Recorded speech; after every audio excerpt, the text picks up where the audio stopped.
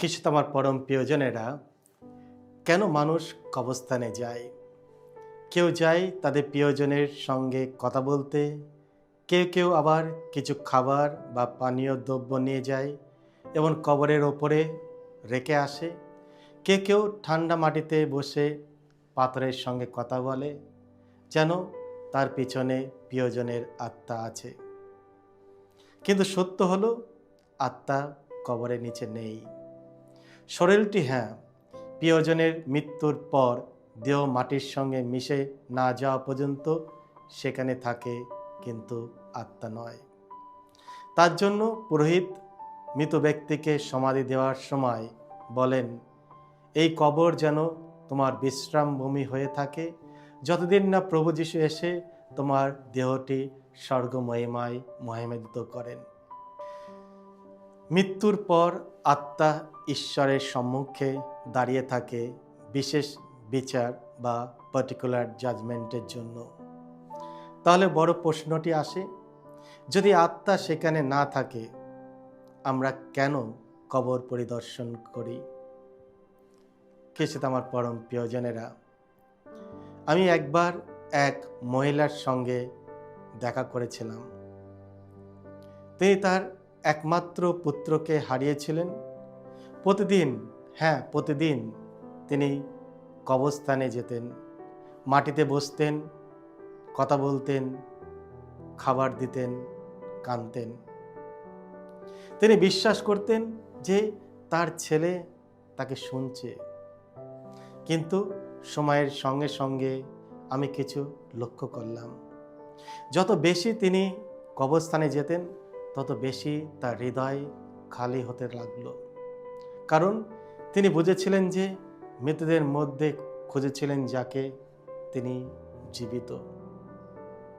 ঠিক যেমন আমরা লূক রচিত মঙ্গল সমাচারে 24 অধ্যায় পড়ি, যখন নারীরা যিশুর কবরস্থানে কাছে গেলেন, তখন দেবদূত তাদের বললেন, তোমরা কেন জীবিত ব্যক্তিকে মৃতদের মধ্যে খুঁজছো? তিনি এখানে নেই, তিনি পুনরুত্থিত হয়েছেন। এই বার্তাটি আজও প্রযোজ্য। তোমার প্রিয়জনের আত্মা ঠান্ডা মাটির নিচে নয়, সেই ঈশ্বরের সঙ্গে আছে, যেখানে তার করুণা ও ন্যায়ের আলোর সব কিছু নির্ধারিত হবে। উপদেশক 12 অধ্যায় 7 আমরা পড়ি, ধুলা যেমন ছিল তেমনি মাটিতে ফিরে যায়, আর আত্মা ফিরে যায় ঈশ্বরের কাছে, যিনি তা দিয়েছিলেন। এর অর্থ কি? মানব দেহ ধূলি, বস্তু জগতের সৃষ্টি। মৃত্যুর পর তা মাটিতে ফিরে যায়, কিন্তু আত্মা, যা ঈশ্বরের নিঃশ্বাসে জীবিত, তা ফিরে যায় তার কাছেই। কবর শুধু রাখে বাহ্যিক খোলস, কিন্তু আত্মা থাকে সৃষ্টিকর্তার হাতে।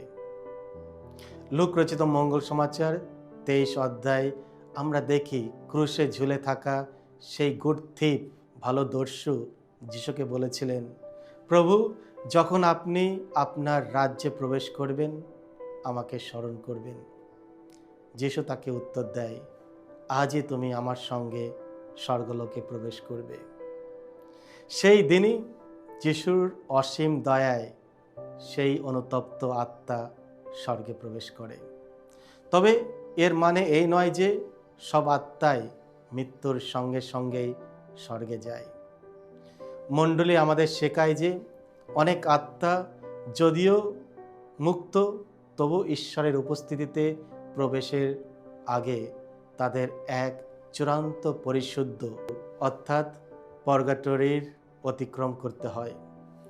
এই কারণেই আমরা প্রতিটি আত্মার অবস্থা নিশ্চিন্তভাবে জানি না, এবং তাই আমরা তাদের আত্মা কল্যাণের জন্য প্রার্থনা করি। তাহলে আত্মা যদি সেখানে না থাকে, তবে কেন কবর পরিদর্শন? আমরা কবরস্থানে যাই আত্মার সঙ্গে কথা বলার জন্য নয়, বরং যাই তাদের স্মরণে শ্রদ্ধা জানাতে, তাদের জন্য প্রার্থনা করতে এবং নিজের জীবন ও অনন্তকালের ওপর ধ্যান করতে। কবরস্থান মৃত্যুদের জন্য নয়, জীবিতদের জন্য। যেখানে ধনী ও গরিব, তরুণ ও বৃদ্ধ, জ্ঞানী ও সাধারণ সবাই একসঙ্গে বিশ্রাম নিচ্ছে। এবং আমরা বুঝতে পারি পৃথিবীর জীবন ক্ষণস্থায়ী, একদিন আমরাও ঈশ্বরের সামনে দাঁড়াতে হবে। কবরস্থানে কি করা উচিত নয়? কিছু অভ্যাস আছে যা শুধু নিষ্ফল নয়, বিপজ্জনকও। মদ বা খাবার জাতীয় জিনিস নিয়ে যেও না। আত্মা খায় না, পানও করে না।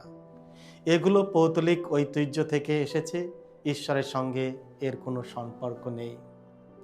কবরের ওপর ভোজ করো না, এটি স্মরণ নয়, এটি কুসংস্কার। আত্মা তোমার টেবিলে বসে না। পাথরের সঙ্গে কথা বলো না, মার্বেল শুনতে পায় না।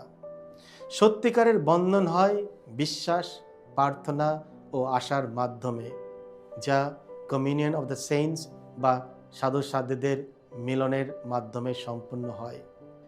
মণ্ডলী শেখায় জীবিত স্বর্গীয় সাধু ও শোচনীগ্রস্ত আত্মার সবাই খ্রিস্টের ঐক্যবদ্ধ।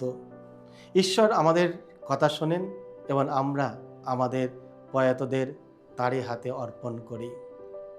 তাহলে আমরা কি করব?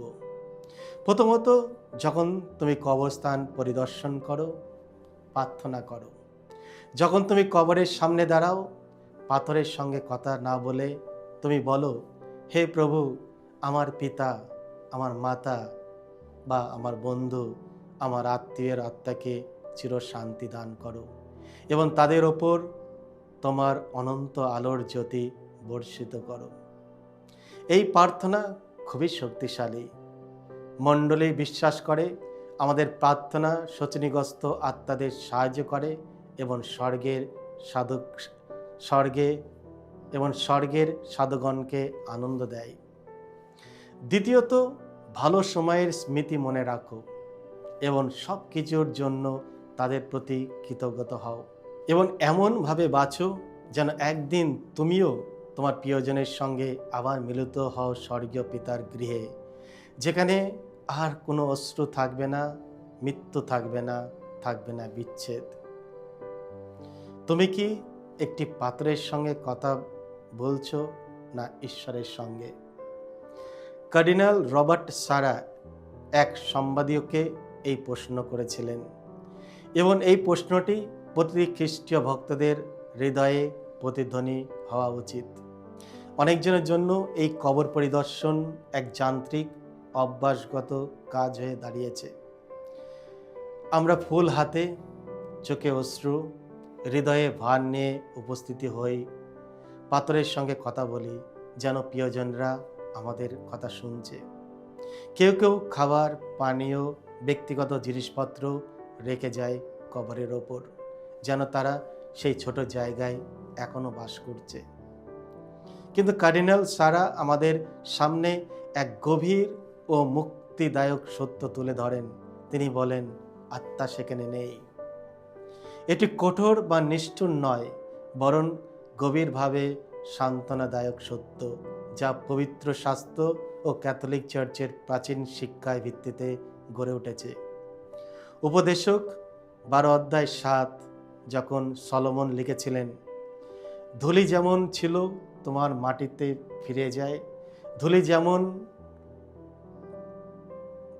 ধুলি যেমন ছিল তেমনি মাটিতে ফিরে যায়, আর আত্মা ফিরে যায় ঈশ্বরের কাছে, যিনি তা দিয়েছিলেন। তিনি খ্রিস্টীয় মৃত্যুর মূল গঠন প্রকাশ করেছিলেন, একটি অস্থায়ী বিচ্ছেদ শরীর ও আত্মার মধ্যে। আত্মা অমর ও চিরন্তন, সঙ্গে সঙ্গেই তা স্রষ্টার কাছে ফিরে যায় বিশেষ বিচারের জন্য। ক্যাথলিক চার্চের ক্যাটেকিজম সিসিসি 997 পরিষ্কারভাবে বলে, মৃত্যু হলো আত্মা ও শরীরের বিচ্ছেদ। শরীর নষ্ট হয়, কিন্তু আত্মা ঈশ্বরের সাক্ষাতে যায় এবং একদিন পুনরুত্থিত দেহের সঙ্গে পুণ্যমিলনের অপেক্ষায় করে। এই বোঝাপড়া দেহ বা কবরস্থানের মূল্য কমায় না, বরং তাদের প্রকৃত আধ্যাত্মিক অর্থ প্রকাশ করে। কবরস্থান মৃতদের নয়, জীবিতদের স্মৃতির স্থান। যখন আমরা আমাদের পিতামাতা, দাদা দিদি সন্তান বা বন্ধুদের কবর পরিদর্শন করি, আমরা তাদের সঙ্গে দেখা করতে যাই না। আমরা যাই নিজেদের সঙ্গে দেখা করতে, নিজেদের মৃত্যু ও পরিবর্তনের প্রয়োজন উপলব্ধি করতে। কবরস্থান হলো এক আয়না, যেখানে আমরা অনুভব করি সবচেয়ে সত্যটি, একদিন আমাকেও এখানে আসতে হবে। খ্রিস্টীয় ঐতিহ্যে এই আত্মধ্যানকে বলা হয় মোমেন্টো মরি। স্মরণ করো, তুমি মরবে। এটি ভীতিকর নয়, মুক্তিকর। সাধুরা সবসময় এই ধ্যান করতেন, দুঃখে নয়, প্রজ্ঞায় বাঁচার জন্য, যাতে তারা সেই জিনিসের জন্য বেঁচে থাকে যা তাদের অনন্ত জীবন দান করতে পারে। প্রার্থনা ও খ্রিস্টজাগ উৎসর্গ মৃতদের জন্য সর্বোত্তম উপহার। কতবার আমরা ঘন্টার পর ঘন্টা কবর সাজাতে ব্যয় করি, কিন্তু তাদের আত্মার জন্য 1 মিনিটও প্রার্থনা করি না। কত পরিবার ব্যয়বহুল সমাধি নির্মাণে অর্থ ব্যয় করে, কিন্তু কখনো তাদের জন্য একটি মিশাও উৎসর্গ করে না। এটাই আমাদের সবচেয়ে মারাত্মক ভুল। আমরা দেহের খোলসকে সম্মান দিই, কিন্তু আত্মার জন্য প্রার্থনা করতে ভুলে যাই। মণ্ডলী কবর পরিদর্শনকে সবসময় ভক্তি, স্মৃতি ও জীবনের ক্ষণস্থায়ী ধ্যানের একটি পবিত্র পথা হিসাবে ধরে রেখেছে। কিন্তু মনে রেখো, কবর পরিদর্শন মৃত্যুদের জন্য নয়, জীবিতদের জন্য। ফুল, ধূপ, পুষ্পস্তবক এগুলো সম্মানের প্রতীক, কারণ দেহটি একসময় ছিল পবিত্র আত্মার মন্দির। তবু আত্মাকে সাহায্য করার একমাত্র পথ হলো প্রার্থনা, খ্রিস্টজাগ ও দান কার্য। পরিশুদ্ধ ও প্রার্থনার শক্তি। পর্গটরি সম্পর্কে মণ্ডলী শেখায়, মৃত্যুর পরে যারা ঈশ্বরের কৃপায় মারা যায় কিন্তু এখনও পাপের কিছু দাগ বহন করেন, তাদের ঈশ্বরের করুণা এক শেষ পরিশুদ্ধ মধ্য দিয়ে স্বর্গে প্রবেশের যোগ্য করে তোলে। আর আমরা যারা জীবিত রয়েছি তাদেরকে সাহায্য করতে পারি প্রার্থনা, খ্রিস্টজাগ, দণ্ডমোচন ও দান কার্যের মাধ্যমে। মণ্ডলীর প্রাচীনতম দিনগুলি আমাদের শেখায়, বিশ্বাসীরা মৃতদের জন্য প্রার্থনা করত এবং তাদের উদ্দেশ্যে উৎসর্গ করত পবিত্র মিশা। সাধু আগস্টিনের মা সাধ্বী মনিকা তার ছেলেকে মৃত্যুর শয্যায় বলেছিলেন, পুত্র, আমি তোমার কাছ থেকে শুধু একটা দান চাই, প্রভুর বেদিতে আমাকে যেন স্মরণ করা হয়। এটাই সত্যিকারের ভালোবাসা। ফুল নয়, পাথরের কাছে আত্মনাদ নয়, বরং মিশা উৎসর্গ, প্রার্থনা, খ্রিস্টের আত্মবলিদান আত্মার মুক্তির জন্য উৎসর্গিত। মৃত্যু নয়, পুনরুত্থানই খ্রিস্টীয় বিশ্বাসের কেন্দ্র। যখন আমরা মৃত্যু ও কবরকে বুঝি খ্রিস্টের পুনরুত্থানের আলোয়, তখন কবর আর হতাশার স্থান থাকে না, বরং আশার স্থান হয়ে ওঠে। দেহ যা যেখানে শুয়ে আছে তা চিরতরে নষ্ট নয়, এটি নিদ্রিত যতক্ষণ না আসে পুনরুত্থানের মহিমার দিন। Catechism of the Catholic church CCC 989 বলা হয়, আমরা দৃঢ়ভাবে বিশ্বাস করি এবং তাই আশা করি, যেমন খ্রিস্ট সত্যিই মৃত্যুদের মধ্য থেকে পুনরুত্থিত হয়েছেন এবং চিরজীবী, তেমনি ধার্মিক ব্যক্তিরাও মৃত্যুর পর চিরকাল তার সঙ্গে বাস করবেন এবং তিনি তাদের শেষ দিনে পুনরুত্থিত করবেন। কবরস্থানে যাওয়া তাই এক বিশ্বাসের যাত্রা। আমরা যাই না মৃতদের খুঁজতে, বরং যাই ঈশ্বরের উপস্থিতিতে আমাদের প্রিয়জনদের আত্মার শান্তির জন্য প্রার্থনা করতে এবং নিজেদের চিরন্তর জীবনের কথা স্মরণ করতে। কবরস্থানে নয়, ঈশ্বরের কাছে তোমার প্রার্থনা পৌঁছায়। পাথর নয়, স্বর্গ শোনে তোমার অশ্রু। এবং একদিন আমরা সবাই মিলিত হব পিতার গৃহে, যেখানে চিরকাল থাকবে শান্তি, আলো ও ভালোবাসা। হে প্রভু, তাহাদেরকে অনন্ত বিশ্রাম প্রদান করো এবং তাহাদেরকে অনন্ত দীপ্তি দেখাও, কুশলে রাখো। আমেন। সকলকে জয় যিশু। ঈশ্বর আপনাদের সকলকে আশীর্বাদ।